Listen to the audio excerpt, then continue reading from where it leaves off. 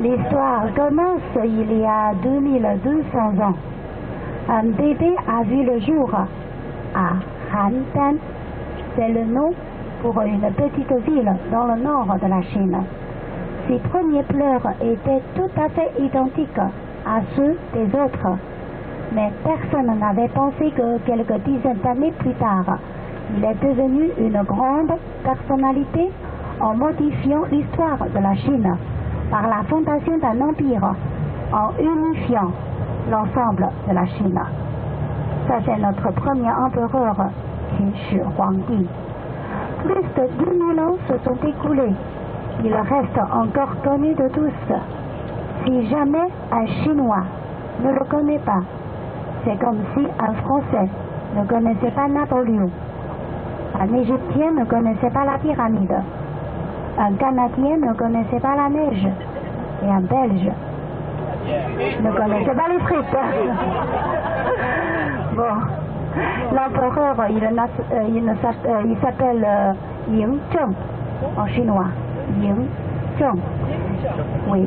Il est né en 259 avant Jésus-Christ, mort en 210 avant Jésus-Christ. Il vivait à l'époque des royaumes combattants qui touchaient presque à sa fin. À cette époque-là, les 7 royaumes se partageaient la Chine et rivalisaient avec acharnement entre eux pour se disputer l'hégémonie, c'est-à-dire les guerres se succédaient l'une après l'autre. À l'époque, partant du besoin de subjuguer leurs rivaux et de gagner à leur cause brutalière, les royaumes belligérants avaient l'habitude de livrer un des petits-fils ou bien fils du roi comme otage en vue de gagner leur confiance. Comme le père de notre premier empereur, il n'avait pas de statut bien important. C'est-à-dire que lui, il n'était ni l'aîné dans la famille royale, ni le fils issu du premier mariage de son père. Il était livré ainsi à l'état des Zhao comme otage. Mais en ce moment-là, les relations entre les deux pays, c'est-à-dire les relations entre le pays des Zhao, où il est devenu un otage, et le pays des Qi, c'est son pays natal. Les relations entre ces deux pays sont pas bonnes. Lui, en tant qu'un otage, il a vécu dans un pays étranger. Il a mené une vie vraiment difficile. À la capitale de l'état des Zhao, il faisait sa connaissance avec un grand commerçant qui était rusé.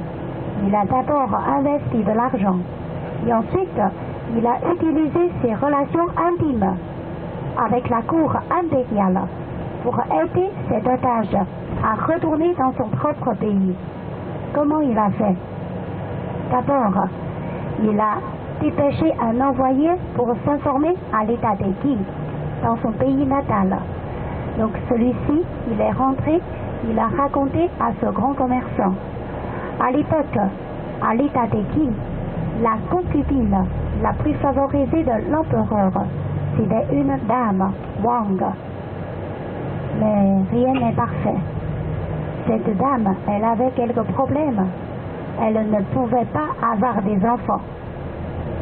Vous vous rappelez, hier, je vous ai déjà expliqué un petit peu les 7 péchés. Alors pour une femme, si elle ne pouvait pas avoir un enfant, ça c'est vraiment une grosse faute. Alors, elle ne pouvait pas garder son statut. Dans ce cas-là, d'abord, ce grand commerçant lui a offert beaucoup de cadeaux précieux. Et ensuite, il lui a expliqué à l'état des Zhao, dans un pays étranger, il y avait un fils de l'empereur. Mais lui, il est déjà devenu un otage. Il pensait toujours à cette dame. Celle-ci, elle voulait aussi un soutien impérial. Finalement, elle l'a adopté.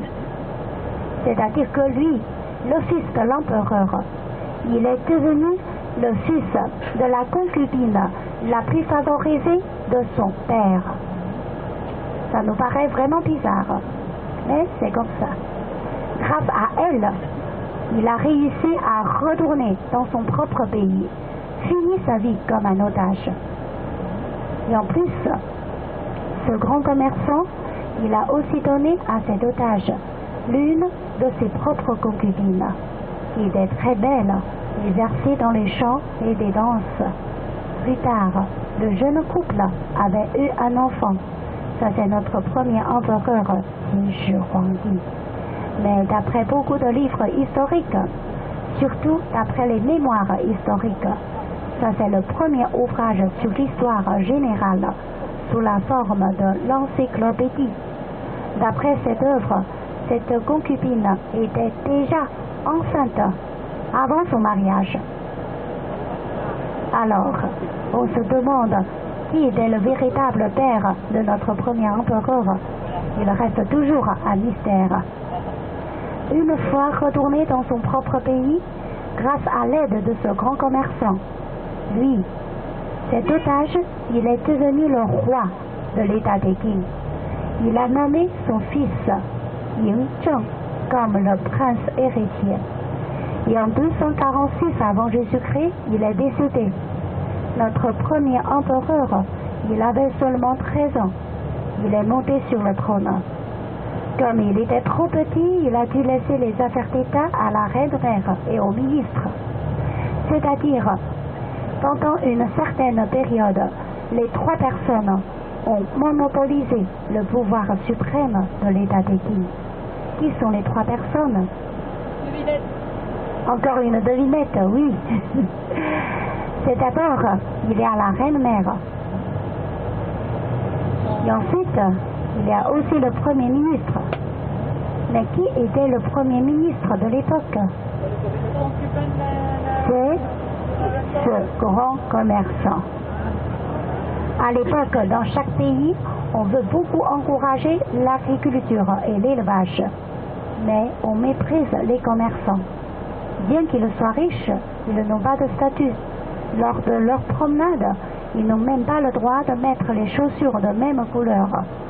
C'est une chaussure noire, l'autre, il faut être blanc pour marquer leur statut. Alors ce grand commerçant, donc il a bien calculé avec son argent, donc il a gagné un pouvoir. Il est devenu le premier ministre de l'époque. Et la troisième personne très importante, impossible de deviner pour vous, c'est un eunuque. Voilà. Il faut savoir, les eunuques se voient confier des pouvoirs importants dans la vie politique, ce qui leur permet de rendre des visites officielles à l'étranger, de surveiller les fonctionnaires, de transférer le décret impérial. Même le plus grand eunuque en Chine au XVe siècle, il a fait beaucoup de voyages, 15 voyages dans les 30 pays asiatiques et Afrique. Le plus long jusqu'aux côtes orientales, Afrique et la mer Rouge. Voilà. Il y a 2200 ans, cet eunuque, donc il a aussi gagné un grand pouvoir. Et en plus, il n'est pas un vrai eunuque. C'est un cadeau offert pour la reine-mère. Il existe déjà la contrefaçon, il y a 2200 ans. Et en plus, donc la reine-mère était aussi l'ancienne concubine du Premier ministre. Avant Jésus-Christ, notre premier empereur, il avait déjà 22 ans. À l'âge de 22 ans, il était jeune, plein de vigueur et animé d'un idéal grandiose. Il a commencé à prendre les pouvoirs dans ses mains. Mécontent depuis très longtemps des agissements du Premier ministre. Peut-être c'est son véritable père, mais pour lui, il ne savait pas. Il a d'abord fait exécuter l'eunuque. Il a mis la reine-mère en résidence surveillée. Et ensuite, il a destitué le Premier ministre.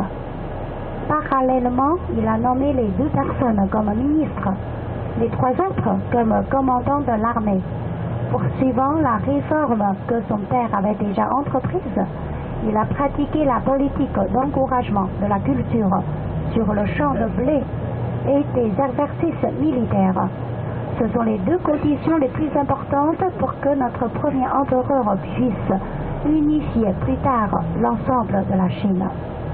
Entre 230 et 221 avant Jésus-Christ, il a mis 10 ans pour unifier la Chine. Mais à l'époque, comme la Chine s'est divisée en 7 royaumes, lui, il a voulu unifier la Chine. C'est impossible d'avoir les 6 autres pays en même temps, comme les 6 ennemis.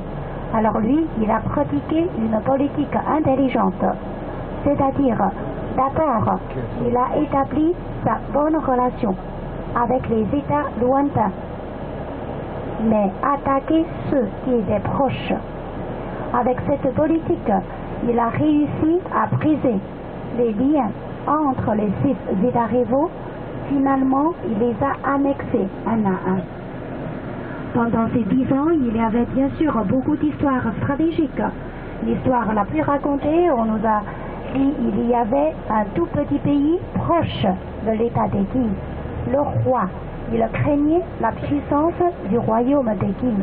Même, il a envoyé un ingénieur dans l'état des Qing pour proposer le creusement d'un grand canal. Son intention, c'est de ruiner l'économie à cause de ce grand travaux, mais le résultat, c'était le contraire. Avec le creusement de ce grand canal, ça fait augmenter la production des céréales et aussi accélérer l'anéantissement de ce tout petit pays. En 1221 avant Jésus-Christ, notre premier empereur, il a unifié la Chine. Il a fondé le premier empire féodal et multinational. Voilà. Donc d'abord, afin d'uniformiser la pensée culturelle, il a fait enterrer vivant les 700 confucianistes, fait jeter au feu tous les livres confuciens. Pourquoi? Parce que lui, il a attaché une grande importance à la législation, c'est-à-dire en premier le grand nombre de lois et de décrets. Il a mis l'accent sur la nécessité de prendre toutes les décisions en vertu de loi. C'est avec la loi qu'il a unifié la pensée du peuple. Tandis que Confucius, c'est autre chose. Lui, il a préconisé beaucoup les 5 vertus: la bienveillance, la fidélité, les rites, la sagesse et la confiance. La bienveillance, c'est l'amour d'autrui. Il faut d'abord aimer les autres. D'abord, notre Confucius, il a expliqué, si un homme de vertu veut acquérir la vertu d'humanité, il lui faut faire preuve d'affection envers son prochain et ne pas imposer à autrui ce qu'il n'aurait pas envie de faire. La fidélité comporte plusieurs domaines. Donc, comme hier, je vous ai déjà expliqué un petit peu la fidélité des femmes envers leur mari, la fidélité des fils envers leur père, c'est la piété filiale. Ce dont je vous ai déjà beaucoup parlé hier. Il y a aussi la fidélité des fonctionnaires envers leur roi. Et la troisième vertu de Confucius, ça c'est les rites. Qu'est-ce que ça veut dire les rites? Ce sont des règles pour la vie quotidienne, surtout pour le comportement des nobles. La Chine, c'est un pays ritualiste. Il existe déjà les règles intéressantes à table pour boire, comme vous voyez souvent. Hein. Donc, si quelqu'un qui veut montrer sa sincérité et son respect à son supérieur peut proposer de trinquer avec ce dernier. Celui-ci qui prend l'initiative de lever son verre, d'abord son verre doit être plus bas de celui de son supérieur ou bien de son aîné. Et en plus, il doit finir d'un seul coup son verre pour montrer son respect. Et la quatrième vertu de Confucius, ça c'est la sagesse. Ça c'est bien simple, il faut être sage, il faut faire des études. Donc Confucius nous a proposé d'apprendre une connaissance pour s'en servir. Et c'est lui qui cherche toujours à enrichir le contenu de l'enseignement. C'est lui qui a appris à ses élèves les 6 arts. Quels sont les 6 arts? Il y a le calcul, la calligraphie, les rites, la musique, tir à l'arc, conduite du char. Il y a même la musique. Notre grand maître Confucius, donc il a attaché une grande importance à la musique. D'après lui, après avoir écouté la musique de Shao et de Wu, les deux grands musiciens, il ne pouvait plus se rappeler du goût de la viande du porc. C'est-à-dire, l'élégance de la musique est au-dessus du goût de la viande du porc. Alors, à partir d'aujourd'hui, on ne mange plus de porc. On vous fait écouter un peu de musique. Vous êtes d'accord, hein? J'entends mal, hein? Bon. Donc, ça c'est bien. Oui, un bon régime.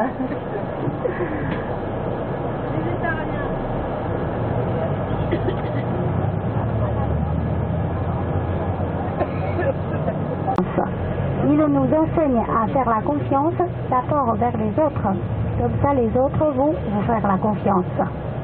Ça, c'est 5 vertus pour Confucius. Voilà. Et notre premier empereur, il n'est pas tout à fait d'accord avec Confucius.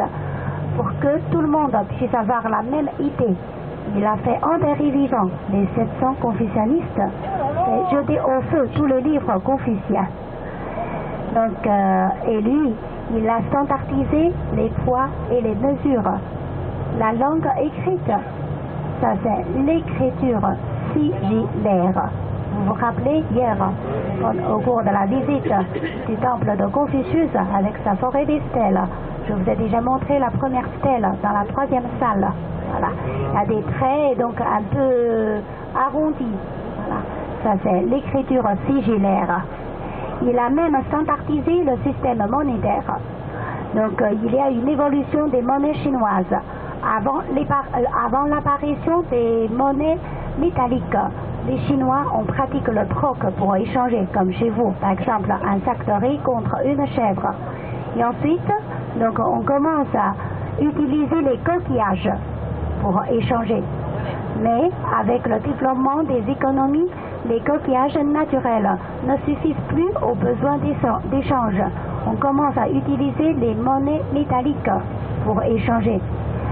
Pendant la période des royaumes combattants, il y avait les 7 royaumes. Dans chaque royaume, on a leur propre monnaie.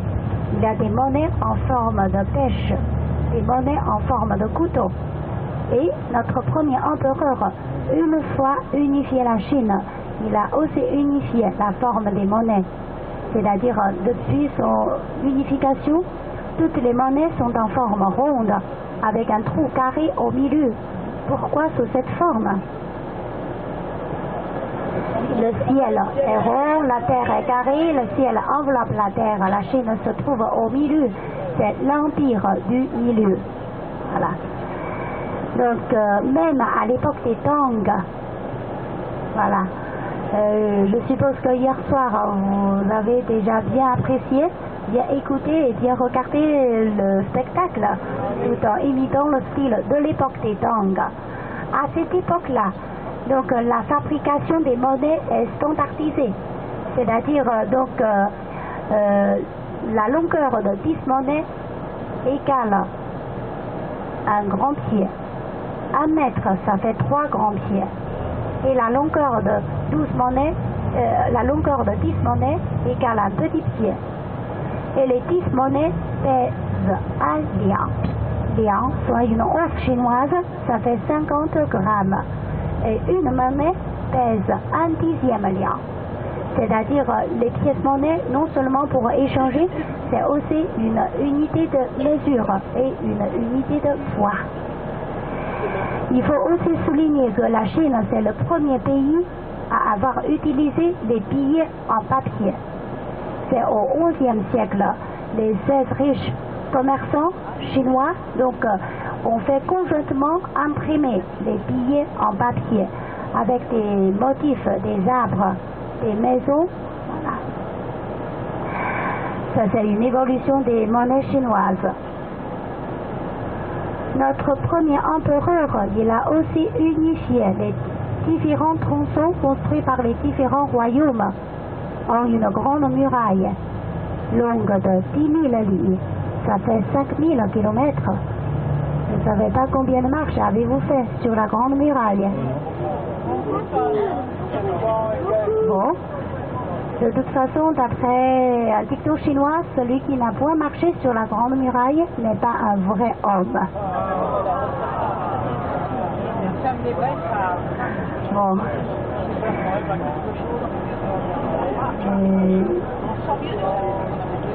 Bon.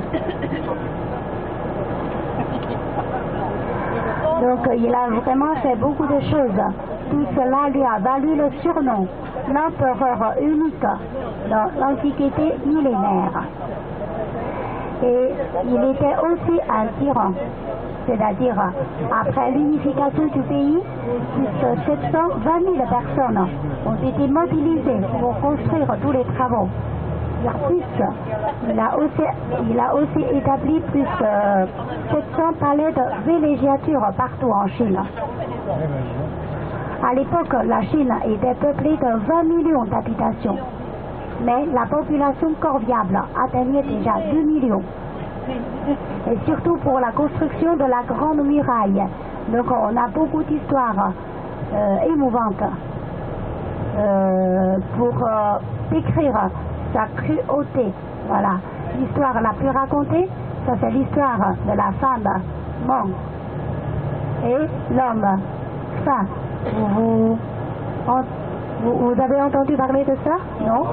Donc on nous a raconté la jeune fille Meng avec le garçon Fa. Tous les deux ils sont mariés, mais la première nuit de noces, donc son mari était emmené de force à la construction à la Grande Muraille. Alors dès lors sa femme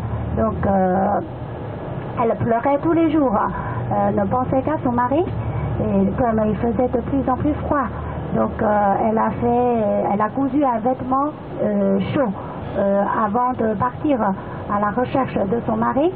Après avoir subi des intempéries, et finalement elle est arrivée au pied de la Grande Muraille. Mais elle n'a vu que des pierres glaciales. Elle n'a pas trouvé son mari. Un contremaître lui a appris que son mari était déjà mort à cause de faim et de fatigue et de froid. Donc, et son corps était enseveli quelque part au pied de la Grande Muraille. Alors elle s'est mise à pleurer. Donc, et les larmes, elle n'a cessé de verser, ont ébranlé le ciel et la terre. Et on fait écrouler la Grande Muraille sur 800 lits. 800 lits, ça fait 400 kilomètres. Voilà. Il y a beaucoup d'histoires pour nous raconter. C'est-à-dire, c'est quand même un empereur cruel. Voilà. Et en 210 avant Jésus-Christ, au cours d'une tournée d'inspection, notre premier empereur, il est tombé malade. Sa maladie s'aggravait. Il savait bien que ses jours étaient comptés. Il a commencé à préparer son enterrement. Il voulait rappeler son fils aîné, c'est le prince. Mais ce qui est dommage, il y avait toujours un eunuque influent et rusé à cacher sa lettre. Alors notre premier empereur allait rendre son dernier soupir à l'âge de 49 ans, sans avoir revu son fils aîné. Pour éviter l'instabilité sociale, le Premier ministre voulait garder la mort de l'empereur secrète. Seules les 3 personnes étaient au courant. Ça, c'est le Premier ministre, son fils cadet qui accompagnait son père lors de sa tournée d'inspection et cet eunuque. Donc, on a posé la dépouille mortelle de l'empereur sur son chariot. Tous les jours, on lui apportait des 3 repas. Les affaires d'État étaient gérées par ces 3 personnes. Cet eunuque et son fils cadet, tous les deux, ils voulaient usurper le pouvoir. Ils ont gagné le soutien du Premier ministre par la menace. Ils ont d'abord dénaturé le décret impérial de l'empereur. Et ensuite, ils ont envoyé un messager avec l'épée de l'empereur pour imposer le suicide au prince et au général. Le prince, c'est le fils aîné de l'empereur. Étant adroit et compétent, il avait du prestige à l'État. Le général, c'est le commandement en chef d'une armée de plus de 100 000 hommes. Afin de s'emparer du pouvoir, il fallait d'abord éliminer ces deux personnes clés. Lors de leur pouvoir vers la capitale au mois de juillet, comme je vous ai déjà expliqué, au mois de juillet, c'est le mois le plus chaud. Nous sommes toujours criés au soleil de juillet, car il fait à peu près 38 degrés à l'ombre. Alors, avec cette grande chaleur, une mauvaise odeur se dégageait du cadavre du premier empereur. Donc, le premier ministre a ordonné de transporter beaucoup de poissons salés pour camoufler cette puanteur. Quand leur convoi s'approchait de la capitale, une nouvelle a été parvenue, c'est-à-dire le prince et le général, tous les deux, pour garder la fidélité, ils se sont suicidés. Les trois personnes étaient soulagées, ils ont annoncé la mort de l'empereur et ont fait enterrer son cadavre dans son mausolée. D'après les géomanciens de l'époque, plus précisément, c'est après le vent et eau. Ça, c'est une conception antique de l'environnement. Voilà. En chinois, c'est feng shui. Un tombeau doit, à l'abri d'un mont, face à un cours d'eau, sert à satisfaire aux besoins de l'environnement de la vie. Voilà. Alors, le mausolée de notre premier empereur se trouve entre la montagne Li et la rivière Wei. La montagne Li, considérée comme une montagne sacrée, qui ressemble beaucoup à un cheval, un joli cheval, puisque le mot Li, ça veut dire un joli cheval. Et dans cette montagne, on a trouvé aussi une mine de jade. Pour la rivière Wei, hier on est passé devant, voilà. Donc ça c'est considéré comme l'affluent le plus important du fleuve jaune. Le mausolée mesurait autrefois 115 mètres de haut. Avec plus de 2200 ans, il ne reste que 67 mètres de haut. Le tombeau était profond jusqu'aux 3 nappes d'eau souterraines, c'est-à-dire environ 50 mètres de profondeur. Pour empêcher le jaillissement de l'eau, on a fait couler une grande couche de bronze sur laquelle on a versé du mercure qui représente la rivière et la mer de l'époque. Le sarcophage de l'empereur était posé sur lequel, dans sa chambre mortuaire, le plafond était aménagé selon le modèle du ciel, avec le soleil, la lune, les étoiles. Tous sont décorés avec la pierre de jade. Le plancher ressemble beaucoup à une carte qui montre les 9 départements et les 5 montagnes sacrées. Les bâtisseurs y ont mis des systèmes qui pouvaient décocher automatiquement les flèches sur tous ceux qui tenteraient de s'y introduire pour piller les trésors. Les concubines de l'empereur, si elles n'avaient pas d'enfants avec notre premier empereur, étaient toutes enterrées vivantes pour l'accompagner dans l'autre monde, pour garder la fidélité. Mais dans aucun texte qu'on a trouvé d'explication sur les fosses relevant de son tumulus. C'est seulement en 1974, quand les 6 paysans du village, en creusant un puits à 1,5 km de son mausolée, à coup d'un pioche, ils ont trouvé quelques fragments de portrait qui ressemblent beaucoup à un guerrier à armure. Par curiosité, ils ont continué à creuser, ils ont trouvé ses jambes, ses bras et sa tête. Ils ont mis à jour un guerrier complet, qui faisait partie d'une armée impériale, endormie sous la terre depuis plus de 2200 ans. Après cette découverte, les archéologues locaux ont vite mené une fouille pour localiser les 3 fosses sur une superficie de 20 000 mètres carrés. D'après l'ordre de la fouille, elles sont numérotées la fosse numéro 1, 2 et 3, où on a trouvé à peu près 8 000 guerriers. On a déjà réussi à restaurer 2 000. Tous ces guerriers sont disposés vers la direction de l'Est. Derrière eux, à 1,5 km, c'est son mausolée, c'est-à-dire son armée en terre cuite. Il représente son armée dans l'autre monde pour le protéger. Voilà. Comment enterrer son armée en terre cuite? C'est-à-dire à l'époque, à cause de la superstition, on pense toujours l'homme soit en vie, bien mort, ne fait que changer l'endroit d'existence. Tous les objets aux usages courants sont nécessaires dans l'autre monde. Dans ce cas-là, tous les empereurs et les rois précédents, ils ont l'habitude de faire le sacrifice humain, puisqu'ils veulent rester, ils ne veulent pas rester tout seuls dans l'autre monde. Ils préfèrent que tout le monde l'accompagne.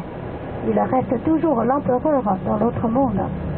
Et notre premier empereur, cette fois-ci, il a fait un grand progrès. Au lieu d'enterrer vivante toute son armée, il a enterré son armée, mais en terre cuite, qui représente son armée dans l'autre monde. Voilà la raison. Et pour la fabrication des statues, donc il y a plusieurs mesures. D'abord, on a pris la terre dans la montagne Li. Non seulement c'est une montagne sacrée, mais plutôt dans la terre de cette montagne, on ne trouve pas beaucoup de calcium. Ça peut éviter l'explosion au cours de la cuisson. Et en plus, on lave bien la terre pour enlever les impuretés. On ajoute des sables quartzeux dans la terre pour la perméabilité. On mélange la terre avec de l'eau. Selon quelques proportions, ça devient la boue. Et puis, on prépare les plusieurs moules pour les plusieurs membres d'une personne. On met la boue dans chaque moule. On commence à joindre chaque moule ensemble avec de la corde. On attend quelques instants jusqu'aux plusieurs membres puissent se coller ensemble. Et tout de suite, on enlève les moules. On commence à sculpter les détails, c'est-à-dire les décorations des vêtements, les jambes, c'est surtout les pieds, les mains sont en sculpture. On voit clairement les traces des sculptures. Pour la fabrication de la tête, ça se fait séparément. On prépare d'abord le moule pour la tête. Et ensuite, on commence à sculpter les détails, c'est-à-dire les sourcils, les yeux, le nez, les lèvres, c'est en sculpture. C'est pourquoi dans le site, on ne trouve pas de jumeaux ni de triplés. Toutes les têtes sont différentes. On suppose que les ouvriers, ils faisaient le modèle entre eux. Voilà. Et surtout, tout à l'heure, n'oubliez pas de bien regarder la tête. Donc vous allez remarquer les yeux des Chinois d'origine. Ils ont toujours un seul pli sur les paupières. C'est pas comme vous, vous avez double pli. Ça rend les yeux plus grands et plus charmants. C'est pourquoi beaucoup de femmes chinoises, actuellement, elles préfèrent aller à l'hôpital pour recevoir une opération, se faire débrider les yeux. Voilà. Bon, les Chinois d'origine, ils ont toujours les yeux avec seulement un pli. Vous avez à votre droite, ça c'est pas une centrale nucléaire. En Chine, on n'a que 4 centrales nucléaires et quelques centrales nucléaires en construction. Dans notre ville, il n'y en a pas. Ça, c'est seulement une centrale thermique, c'est du charbon. Et après, donc, la sculpture sur la tête et le corps, on commence à cuire les statues. Il faut bien savoir, la cuisson, c'est une haute technique, puisque pour sortir la chaleur, le tronc d'une personne, c'est creux. Et les jambes sont pleines, c'est-à-dire l'épaisseur différents endroits n'est pas pareil. Pour cuire à travers les endroits épais et ne pas casser les endroits minces. Donc ça c'est vraiment une haute technique. Quand on fait la cuisson, il faut utiliser les pois. Il faut les cuire tout doucement, tout lentement. Et la cuisson pour la tête et le corps, c'est différemment. Et après, on remet la tête sur le corps. Et puis, on commence à faire une couche de couleur dessus. C'est-à-dire, les statues étaient colorées, même armées. Chaque statue prend une vraie arme en bronze. Ça, c'est la fabrication des statues. Donc, on n'arrive pas à bien croire. Les gens de l'époque, ils savent déjà bien contrôler la proportion de rétrécir de la boue jusqu'à la terre sèche, de la terre sèche jusqu'à la terre cuite. Voilà. Quand on fait la visite, donc vous allez aussi être entouré par beaucoup de petits commerçants. C'est plutôt les paysans des environs. On vous propose des statuettes comme souvenir. Il faut bien savoir. Donc ce sont des statues en terre séchée ou bien en ciment. Il n'y a pas de cuisson. Il n'y a pas de cuisson. Donc il faut bien savoir. Donc c'est pas une bonne qualité. Et en plus, on vous propose presque donner le prix, mais ils changent le prix tout de suite. Donc il faut bien négocier avec eux. Il y a souvent des problèmes de fausse monnaie avec eux. Si vous voulez vraiment faire des achats comme ça, essayez de préparer les petits sous. Voilà. On dit que les petits achats, les petits sous. Voilà. Si vous voulez acheter des statues de belle qualité, avec la même terre, il y a 2200 ans et la même fabrication. Donc il n'y a que dans la boutique du musée, vous pouvez l'acheter. Il y a le certificat et le tampon de ce musée. Voilà. C'est quelque chose pour les achats. Bon, alors maintenant je vous laisse tranquille un petit peu.